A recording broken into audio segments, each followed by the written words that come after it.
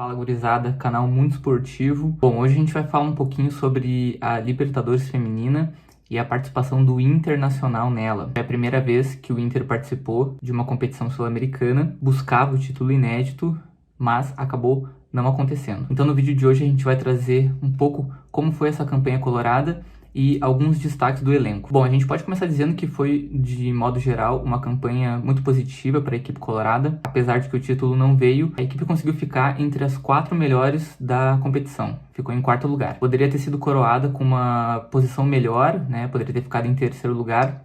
Disputou contra o Atlético Nacional, a disputa pelo 3º lugar, mas acabou perdendo. Esse jogo aconteceu no sábado. Mas antes de explicar um pouquinho melhor como é que foi esse jogo, vamos retornar para o começo da competição e mostrar como o Inter se saiu na fase de grupos. Então, nessa fase, o Inter teve 3 jogos, 3 vitórias, foi 100% de aproveitamento, líder do grupo D. E os adversários do Inter nessa fase foi o Nacional do Uruguai, onde o Inter conseguiu aplicar 3-0, vitória tranquila. Na verdade, todos os jogos nessa fase de grupo do Internacional foram bem tranquilos, né? O Inter também venceu o América de Cali pelo placar de 4-2 e aplicou uma goleada no Boca Juniors, 5-0. Lembrando que essa Libertadores, essa fase de grupo só teve jogos de ida, né? Não é que nem no futebol masculino, que é jogos de ida e volta na casa do rival e na própria casa.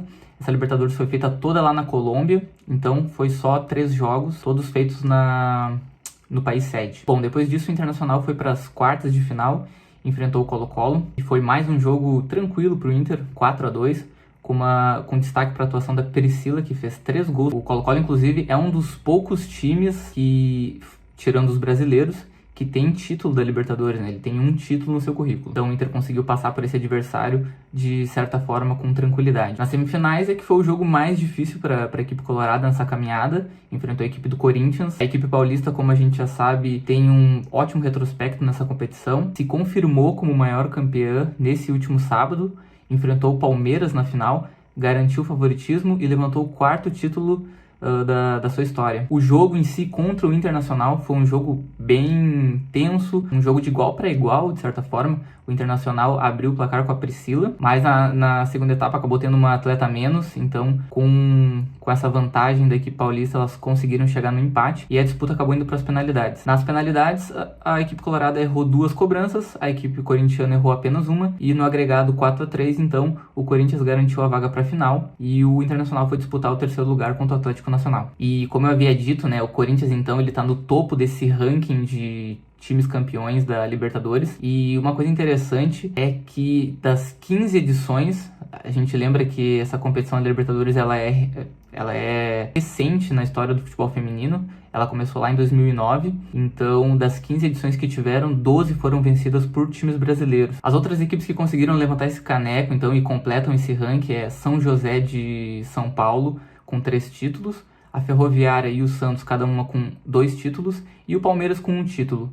Dos times que não são brasileiros que conseguiram vencer, tem o Colo-Colo, que eu já havia falado, tem o Atlético Huila da Colômbia e tem o Sportivo Limpenho do Paraguai. Então, retomando como eu havia dito no começo do vídeo, o Internacional não conseguiu replicar as atuações que tinha feito durante a competição, acabou perdendo por 3-2 para o Atlético Nacional, uma atuação então bem abaixo do esperado, e se despediu da competição. O Internacional fez 19 gols e sofreu apenas 8. E os destaques do time, né, em relação aos gols, foi a Priscila com 7 gols, inclusive ela foi a artilheira da competição, a Letícia Monteiro com 3 gols, e com 2 gols cada uma teve a Poliana e a Solange. Então, esses foram alguns dos destaques do Inter na Libertadores. Apesar das lamentações por essa eliminação e da grande expectativa que se criou em torno dela, o saldo para o futebol gaúcho foi muito positivo, porque as gurias coloradas conseguiram mostrar que tem time e estão evoluindo a ponto de competir com times que já são tradicionais no futebol feminino, como o Corinthians, como a Ferroviária, como o próprio Palmeiras. Isso foi um reflexo na Libertadores e já vem sendo um reflexo no Campeonato Brasileiro, né? Onde o Internacional já faz boas campanhas nos últimos anos. Então,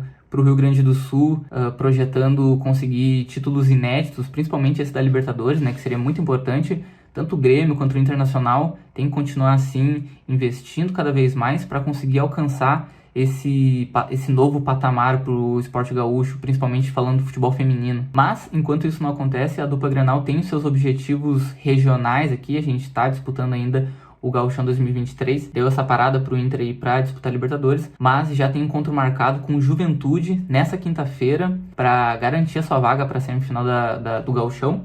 Lembrando que o Internacional está virtualmente classificado e deve confirmar o seu favoritismo diante do Juventude, então, às 3 horas, quinta-feira, no Sesc. Lembrando que Grêmio e Juventude já estão classificadas para a fase mata-mata de semifinal. Bom, essas foram as atualizações então do Inter na Libertadores. Tinha prometido fazer uma atualização das gurias do futebol feminino gaúcho, mas como tinha dado essa paradinha para Libertadores, a gente resumiu tudo num vídeo só para facilitar quem não estava por dentro. E a partir das próximas semanas nós vamos estar atualizando como é que tá essa disputa do Gauchão, que está na sua reta final, já está chegando na sua reta final. Então, grande abraço e até a próxima.